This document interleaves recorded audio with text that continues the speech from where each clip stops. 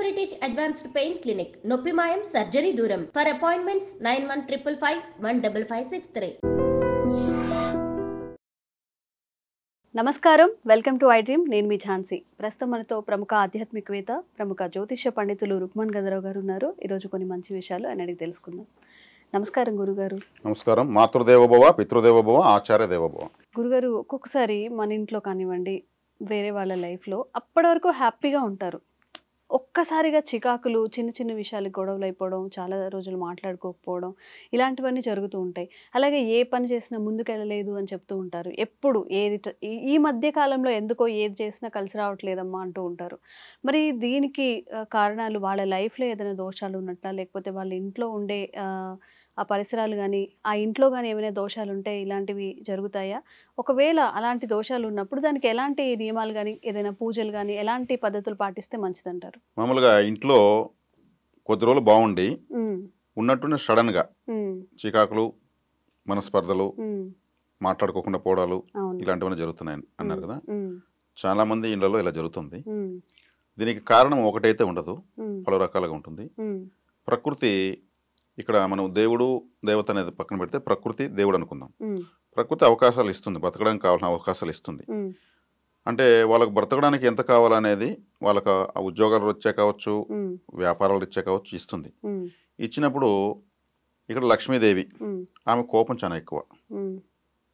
దేవతల్లో ఆమెకున్నంత కోపం ఎవరికి లేదు. కాళికాదేవి కోపం ఎక్కువ అనుకుంటారు. ఆమె చాలా శాంత స్వరూపిణి. అసుర సంహారం కూడా ఆమె విశేషంగా ఆయుధాలు ఎత్తుకుని హుంకారాలు చేస్తుంది. కానీ లక్ష్మీదేవికి కోపం ఎక్కువ. రౌద్రే రౌద్ర రూపిణి అన్నారు ఆమెని. అంటే రుద్రశక్తి స్వరూపం ఆమె. అందుకే లక్ష్మీదేవి మారేడు చెట్టుగా, బిల్వపత్రంగా భావిస్తారు. ఆమె లక్ష్మీదేవి సాక్షాత్తు బిల్వ వృక్షంగా భావిస్తారు. ఆమెకు కోపం ఎక్కువ కాబట్టే శ్రీమన్నారాయణ మూర్తిని వదిలేసి వచ్చేసింది వైకుంఠం నుంచి. కొల్హాపూర్కి వచ్చేసింది. కొల్హాపూర్కి వెంకటేశ్వర స్వామి వెళ్ళి తపస్సు చేస్తాడు ఆమె కోసం, అనుగ్రహించమని. 12 సంవత్సరాలు తపస్సు చేస్తారు వెంకటేశ్వర స్వామి. అప్పుడు ఆమె ప్రత్యక్షమయ్యి, ఈ కలియుగంలో ఇంకా నా యొక్క అనుగ్రహం నీకు లేదు, నా అంశతో పద్మావతి దేవి నారాయణవనంలో తిరుపతి సమీపంలో జన్మించింది, ఆమెతో నువ్వు ఈ జన్మలో భార్యగా స్వీకరించవచ్చని అడ్రస్ కూడా ఆమె ఇస్తుంది, డీటెయిల్స్. ఆమె ఇచ్చిన అడ్రస్తో ఆయన ఇక్కడ వెతుక్కుంటూ వస్తాడు. అంటే లక్ష్మీదేవి సాక్షాత్ శ్రీమన్నారాయణ మూర్తిని అనుగ్రహించినట్టే కదా లెక్క. అదే లక్ష్మీదేవి అనుగ్రహం కలిగినప్పుడు ఒక సంసారంలో, ఒక భార్యకు భర్తకు కుటుంబానికి దుర్వినియోగం, అంటే మనకు జీవితాంతం ఇలాగే వస్తుంది సంపద, ఏమైనా ఖర్చు పెట్టచ్చు, ఎంతైనా ఖర్చు పెట్టి వృధా ఖర్చు ప్రారంభించారంటే ఆమెకు అనుగ్రహం పోతుంది కదా, ఆగ్రహమే వస్తుంది కదా. మళ్ళీ వాళ్ళు ఏమవుతారు, ఒకసారి మెయింటెనెన్స్ విపరీతంగా ఉన్నప్పుడు మళ్ళీ డెఫిసిట్ లో పడతారు. ఆ లైఫ్ స్టైల్కి అలవాటు పడరు, ఇంకా మళ్ళీ వెనక్కి రావాలంటే అప్పుడు ఏమవుతుంది, అప్పులు చేయడం ప్రారంభిస్తారు. వీళ్ళు చేసినటువంటి హంగు ఆర్భాటాలు చూసి ఇచ్చేవాళ్ళు కూడా వీళ్ళకి బాగానే ఉందని ఇస్తారు. అలా ఎంతమంది దొరుకుతుందో అంతమంది తీసేస్తారు. అప్పుడు ఏమైంది, లక్ష్మీదేవి ఆగ్రహం గురయ్యే కొద్దికి అప్పులు పెరగడం స్టార్ట్ అవుతాయి. కొద్ది రోజుల తర్వాత ఏమవుతుంది, మనపురం ముత్తూటికి బయలుదేరడం స్టార్ట్ చేస్తారు. ఈ గోల్డ్ పెడదామని ఇచ్చేవాళ్ళు ఇంక లేరనేసి. కొద్ది రోజుల తర్వాత ఏమవుతుంది, వాళ్ళు మెసేజ్లు పెట్టడం స్టార్ట్ చేస్తారు. మంత్లీ మీరు ఇంట్రెస్ట్ కడతారా, విడిపించుకుంటారు. ఇప్పుడు ఏమైంది ఒకసారిగా, దీనికి కారణం ఎవరు అంటే లక్ష్మీదేవి చంచల, ఒక చోట స్థిరంగా ఉండదు.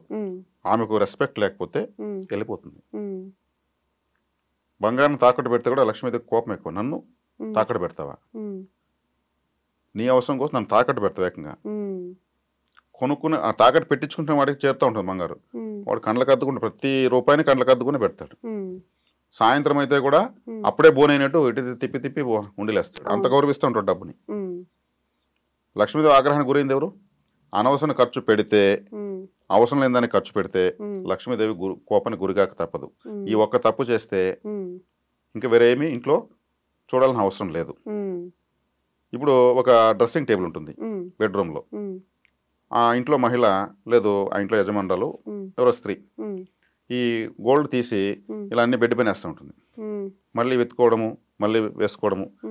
ఆ బెడ్ లేదా మంచము భోగ వస్తువు, దానిపైన డబ్బులు, ఏటీఎం కార్డులు, నగలు వేయకూడదు. ఓకే. చాలా మంది చేస్తుంటారు ఈ తప్పు.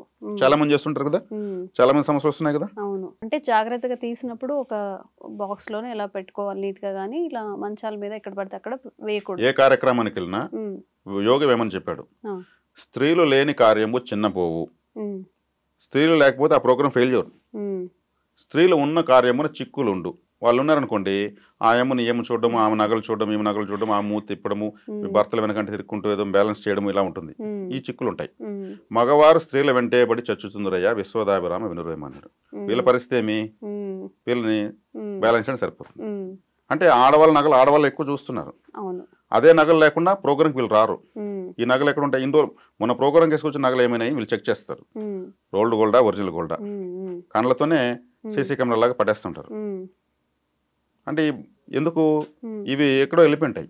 లక్ష్మీదేవి ఆగ్రహానికి గురైన వాళ్ళు ఏం చేస్తారు, వాళ్ళ వల్ల బదిలిపించుకుని వేసుకొని పోతారు. కాబట్టి దుర్వ్యయం చేయకూడదు, సద్వ్యయం చేయాలి, అవసరమైన దానికే ఖర్చు పెట్టాలి. లక్ష్మీదేవిని ఎలా రెస్పెక్ట్ ఇవ్వాలని దీన్ని బట్టి నేను మీకు చెప్పాను. ఇది ముఖ్య ఉద్దేశం. ధనం మూలం ఇదం జగత్. డబ్బు లేకపోతే జగత్తు లేదు.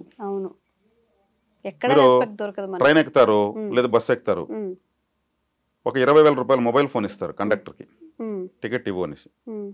నాకు 100 రూపాయలు ఇస్తే టికెట్ ఇస్తాను, నాకెందుకు, ఇది 20,000 అండి, అవసరం లేదు. డబ్బుతో చేసే పని 199 ఉన్నాయి.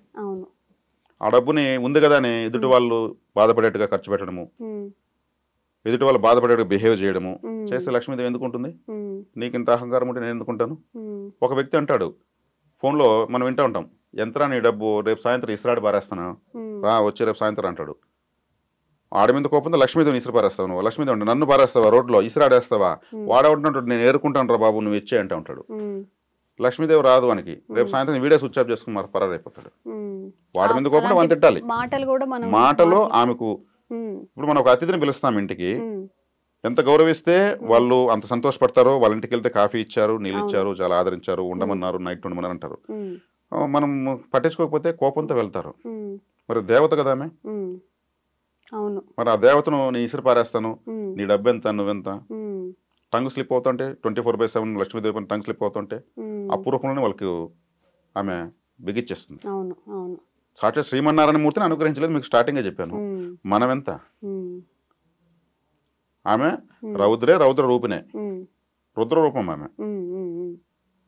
కాబట్టి ఇక్కడ సద్వ్యయం చేయాలి, సద్వినియోగం చేసుకోవాలి. అది చేయకుండా ఎవరు ప్రవర్తించినా, ఎంత పెద్ద కోటేశ్వరులైనా, గొప్ప గొప్ప వాళ్ళు దేశాలు విడిచి పారిపోయారు కదా, పేర్లు మనకొద్దు, 1000 కోట్ల టర్న్ ఓవర్ మళ్ళీ వాళ్ళది. మరి ఎందుకు, వాళ్ళు చేసిన దుర్వ్యయమే. పనిష్మెంట్ ఎవరినైనా ఆమెకు అందరూ ఒకటే. కాబట్టి ఈరోజు బిచ్చగాడు సైతం QR కోడ్ మెల్లో కొట్టుకొని ట్రైన్లో బిచ్చం అడుకునే రోజులు వచ్చేసాయి. వాడు తుడుస్తున్నాడు, రైలు శుభ్రం చేస్తున్నాడు, డబ్బులు అడుగుతున్నాడు. శుభ్రతకు సువాసనకు లక్ష్మీదేవి వచ్చేస్తుంది. మరి గుళ్ళోకి వెళ్తే కర్పూరము, గంధము, అగరబత్తులు, మరి ఇవన్నీ సువాసనతో వచ్చేవే ఉంటాయి. అక్కడ శుభ్రత ఎక్కువ ఉంటుంది. అదే ఇంట్లో ఎందుకు పెట్టుకోకూడదు? లక్ష్మీదేవి వస్తుంది. కాబట్టి ఆమెకు అడ్డుగొడుగున అవమానం జరిగే చోట ఆమె ఎందుకు ఉండాలి? సద్వ్యయం చేయాలంటే చేయాలి. 24/7 దుర్వ్యయమే చేస్తా ఉంటే లక్ష్మీ కటాక్షం ఉండదు, ఈ మాటలు ఉండవు, గొడవలు ఉంటాయి, దూరం అయిపోతారు, అన్నీ జరిగిపోతాయి. మిస్టేక్ అయితే ఒకటే, క్రాక్స్, చాలా మొత్తం క్రాక్స్ వచ్చేస్తుంది. కాబట్టి డబ్బును పట్టుకోవడం నేర్చుకోవాలి. డబ్బుకు ప్రాణం ఉంది, కండ్లు ఉన్నాయి, హార్ట్ ఉంది, అన్నీ ఉన్నాయి. డబ్బుకు చాలా తెలివితేటలున్నాయి. ఎప్పుడు కూడా ఒక్క మాట కూడా పొరపాటుగా డబ్బు గురించి మాట్లాడకూడదు. ఇప్పుడు మనకు రతన్ టాటా గారు ఉన్నారు, ఆయన ఒక ఋషి. అందరూ ఆయన మనిషి అనుకున్నారు, ఆయన ఒక ఋషి. డబ్బు విలువ ఆయనకు తెలుసు, ప్రపంచాన్ని నేర్పించాడు. ఆయన చనిపోయేటప్పుడు కూడా ఇక్కడ వరకు బట్టలు వేసుకొని బెల్ట్ కట్టుకొని ఇక్కడ వరకు అంత క్రమశిక్షణగా ఆయన అటువంటి విధానంతో చనిపోయాడు. ఋషులు వాళ్ళు ఏ రోజు కూడా వృధాగా ఒక్క మాట కూడా మాట్లాడరు, ఒక్క వర్డ్ కూడా వాళ్ళకి వేస్ట్గా రాదు.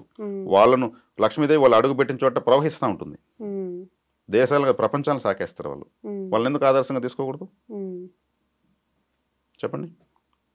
కాబట్టి ఒక వ్యక్తి ఓ 100 రూపాయలు తీస్తాడు ఖర్చు పెట్టడానికి, ఏదో కొనుక్కోవడానికి. అతనికి కాని వ్యక్తి అవతల కనిపిస్తాడు, టక్మని దీనిలో 500 ఎత్తి ఖర్చు పెడతాడు వాడు చూసేట్టుగా. నా బందా చూడు, అప్పుడు ఇంకొకరిని ఎక్కిరించడానికి కోసం లక్ష్మీదేవిని వాడుకుంటున్నట్టు కదా. అవును అవును, చాలా మంది చేస్తూ ఉంటారు. దుర్వ్యయమే కదా అది. ఈ డబ్బుతో ఇంటికి ఏదో తీసుకెళ్ళాలి, కానీ అవతల ఎనిమి వచ్చినప్పుడు ఏం చేస్తాడు, స్టైల్గా దీన్ని ఇలా తీస్తాడు. అంటే బానిస లక్ష్మీదేవిని మనకేమైనా ఏజెంటా, సర్వెంటా? ఆమె మనకు ఆరాధ్య దేవత, ఆమె లేకపోతే లేదు. మరి ఇలా డబ్బు విషయంలో ఎవరైతే సక్రమంగా ఉంటారో వాళ్ళకి ఏ దేవత ఆరాధన అవసరం లేదు. ఎకనామికల్ సైన్స్ ఎవరు బాగా నేర్చుకుంటారో, దాన్ని ఎలా మాట్లాడాలి నేర్చుకుంటారో, ఇంకా వాళ్ళకి సర్వదేవత అనుగ్రహం వచ్చేసినట్లే. వెంకటేశ్వర స్వామి అప్పు చేసుకున్నాడు, ఆమె అనుగ్రహం లేకుండా కుబేరుడు అప్పు చేసుకున్నాడు. ఇప్పుడు ఎప్పుడైతే ఇంట్లో ఒక భార్య భర్త ఉద్యోగాలు చేసినా వ్యాపారాలు చేసినా వాళ్ళకి ఆస్తిపాస్తులున్నా ఈ డబ్బుల విషయంలో సరైన నిర్ణయాలు చేయకుండా వాళ్ళు రాంగ్ డెసిషన్స్ తీసుకోవడము ఇలా చేసుకుంటూ వచ్చారంటే వాళ్ళే విడిపోవడము, గొడవలు పడ్డము, ఇంట్లో అన్ని రకాల చికాకులు కారణమవుతుంది. కాబట్టి ఈ ధనం మూలం ఇదం జగత్ అన్న దానిపైన రూపాయిని పట్టుకొని పిల్లల భవిష్యత్తులకు ఫ్యూచర్లో మళ్ళీ కావాల్సిన దానికి మనం ఎత్తిపెట్టుకోవాలి, ఇలా జాగ్రత్తగా చేయి పట్టుకొని ఉండగలిగితే సంసారాలు నిలబడతాయి. లేదంటే వాళ్ళంతటా వాళ్ళే వాళ్ళ కడగాల్లో అడుగురాలు పెరుక్కున్న వాళ్ళు అవుతారు. అదే సంసారాలు కూలిపోతాయంటే అటువంటి. అవును, ఇది దీనికి అర్థం. చాలా మంది ఏంటంటే మీరు చెప్పినట్టుగా వాళ్ళ శత్రువులు కానీ లేకపోతే వాళ్ళకి పడని వాళ్ళ ముందు బడాయికి కొంతమంది హంగు ఆర్భటాలతో ఖర్చు పెట్టిన తర్వాత ఒకరోజు కూర్చొని ఆలోచించుకుంటారే ఇంత ఖర్చు ఎందుకు చేశామని ఆలోచించుకుంటుంటారు. మీరు చెప్పినట్టుగా ఒక్క మాట కూడా నెగిటివ్గా కానీ మీరు రతన్ టాటా గారి గురించి ఏదైతే చెప్పారో నిజంగా కరెక్ట్ గురువు గారు. అంటే చాలామంది ఈ విషయాన్ని, మీరు చెప్పిన విషయాన్ని అర్థం చేసుకుంటే వాళ్ళ లైఫ్ కూడా చాలా మంచిగా ఉంటుంది. చాలా చక్కగా చెప్పారు. ధన్యవాదాలు గురువు. సంతోషం.